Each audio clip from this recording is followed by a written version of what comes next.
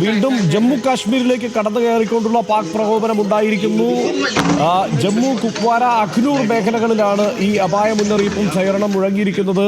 അവിടെ ഡ്രോൺ വെടിവെച്ചിട്ടു എന്നുള്ള വിവരം കൂടി ലഭിക്കുന്നത്.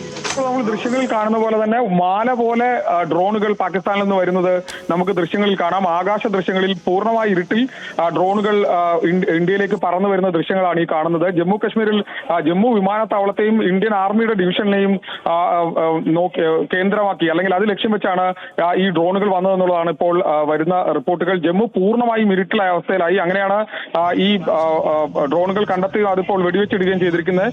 നമുക്ക് ലഭിക്കുന്ന വിവരം അനുസരിച്ച് 8 ഡ്രോണുകൾ ഇപ്പോൾ നിർവീര്യമാക്കിയിട്ടുണ്ട്, വെടിവെച്ചിട്ടിട്ടുണ്ട് എന്നുള്ളതാണ് സൈന്യം വ്യക്തമാക്കുന്നത്. ആ മേഖലയിൽ പൂർണ്ണമായും സൈറൺ മുഴങ്ങിയിരിക്കുന്നു. അതോടൊപ്പം തന്നെ ചില സ്ഥലങ്ങളിൽ സ്ഫോടന ശബ്ദം കേട്ടു എന്നുള്ള വാർത്തകളും പുറത്തു വരുന്നുണ്ട്. പാകിസ്ഥാന്റെ പ്രകോപനം തുടരുന്നു എന്നുള്ളതാണ് ഈ ഘട്ടത്തിലും നമുക്ക് മനസ്സിലാക്കാൻ കഴിയുന്നത്. നിരന്തരമായൊരു പ്രകോപനം രാത്രി ആകുമ്പോഴേക്കും പാകിസ്ഥാന്റെ ഭാഗത്തുനിന്നുണ്ടാവുന്നു. അവർ ഈ ആക്രമണം അല്ലെങ്കിൽ ഈ പ്രകോപനം നിർത്താൻ ഉദ്ദേശിക്കുന്നില്ല എന്നുള്ളതിന്റെ തെളിവ് കൂടിയായി ഇത് വേണമെങ്കിൽ മനസ്സിലാക്കാം. ഏതായാലും ഇപ്പോൾ ഇങ്ങനെ മാല കണക്കെ ഡ്രോണുകൾ ഇന്ത്യയിലേക്ക് പറത്തിവിടുന്ന ദൃശ്യങ്ങളാണ് പുറത്തു വന്നിരിക്കുന്നത്. എന്നാൽ അതിനെ കൃത്യമായി നേരിടുന്നതിനുള്ള സജ്ജീകരണം ഇന്ത്യ ഒരുക്കിയിരുന്നു എന്നുള്ളതാണ് മനസ്സിലാക്കാൻ കഴിയുന്നത്. അതിന്റെ അടിസ്ഥാനത്തിൽ അത് നിർവീര്യമാക്കിയിട്ടുണ്ട്. 8 ഡ്രോണുകൾ ഇപ്പോൾ നിർവീര്യമാക്കിയിട്ടുണ്ട് എന്നുള്ളതാണ് നമുക്ക് ലഭിക്കുന്ന വിവരം. ഏതെങ്കിലും തരത്തിലുള്ള അപകടം ഉണ്ടാക്കാൻ പാകിസ്ഥാൻ ഡ്രോണുകൾക്ക് കഴിഞ്ഞിട്ടില്ല. അത് നിലത്ത് വരുന്നതിന് മുമ്പ് തന്നെ അത് ആകാശത്ത് വെച്ച് തന്നെ തകർക്കാൻ കഴിഞ്ഞിട്ടുണ്ട് എന്നുള്ള കാര്യം ഇപ്പോൾ സൈന്യം വ്യക്തമാക്കുന്നുണ്ട്. ഏതായാലും